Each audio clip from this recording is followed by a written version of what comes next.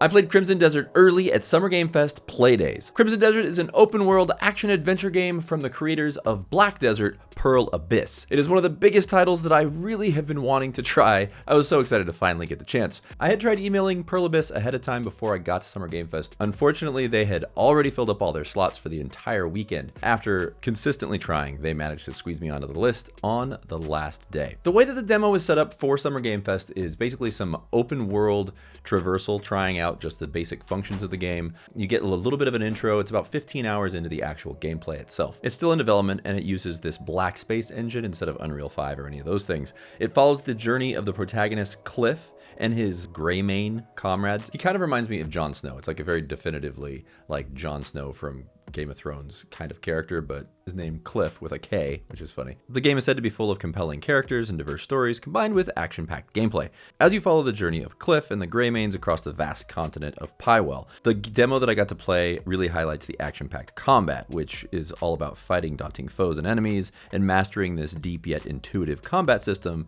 You can combine various elements such as Cliff's sword and shield, bow, and even scavenge weapons. When I first sat down to play it, I was just really excited to see it actually in action and control it with my own hands. So I controlled Cliff as he walks in and meets this new faction.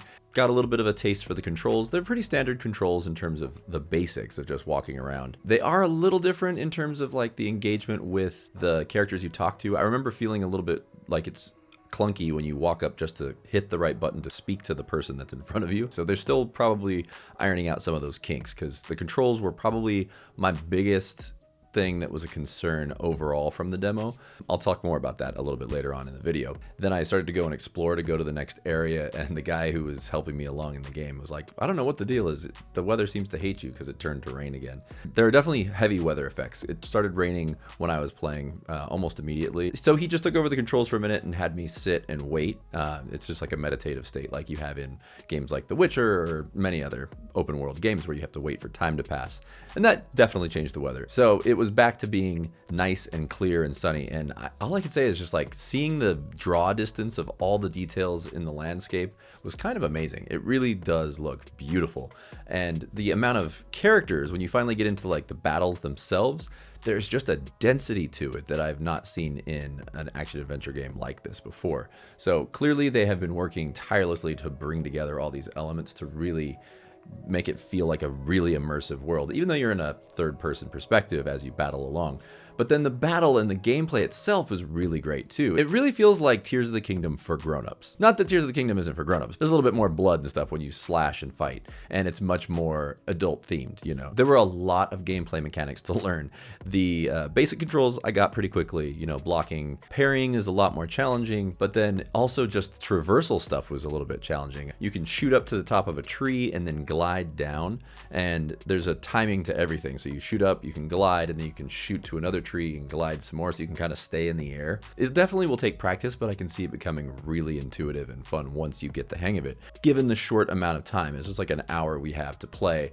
I didn't have enough time to really like hone the skills to really enjoy the simple traversal, but that gave me hope for the full length of the game to where it'll feel really natural eventually. Once that learning curve is passed, I think it'll be really fun to just move around in the world.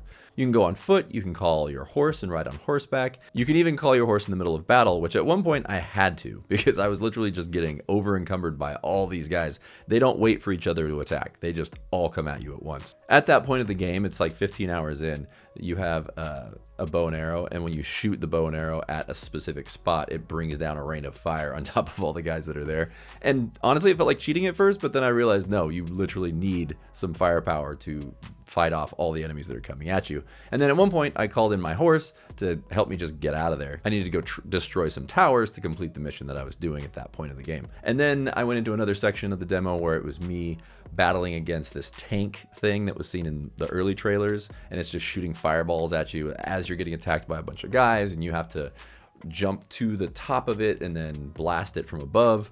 And then ultimately you go into this castle siege situation where there's a bunch of guys coming at you again. It's all nighttime and lit by fire. Ultimately you end up fighting a boss that is far through the castle. Hitting him with regular attacks is pretty much ineffective. So I was down to the very last wire of being able to actually kill him within my time limit because my 1 hour is about to be up and someone else's turn was coming up. And this is where it got a little bit frustrating. There's a whole combination of buttons you have to use within the time frame of him being staggered from you doing regular attacks. That part of the game being a little bit challenging to learn would be really fun in the ultimate long run of playing the game. It took me a few tries to actually get the timing right to hit him enough to kill him, and I literally killed him in the last few seconds of my demo. Visually, it's just stunning. It's a beautiful game. The particle effects are a little bit heavy in certain parts, but apparently you can adjust those. When you're running through and you're battling as well, it's a lot like Horizon Forbidden West, where you have two weapon loadouts and you can just swap between them. And in the demo, I didn't even get like a full grasp of all the different elements of the game. There's a lot of stuff out there that talks about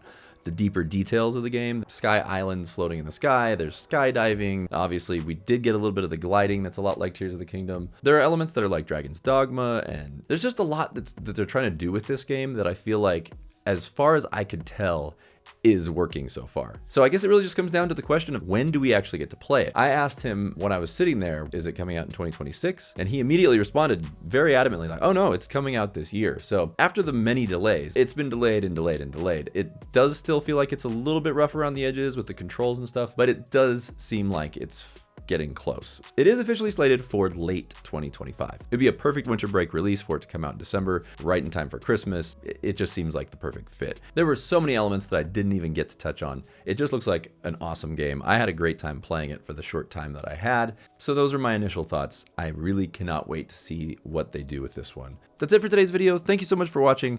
Go try something new. I'll see you soon on GameList Plus.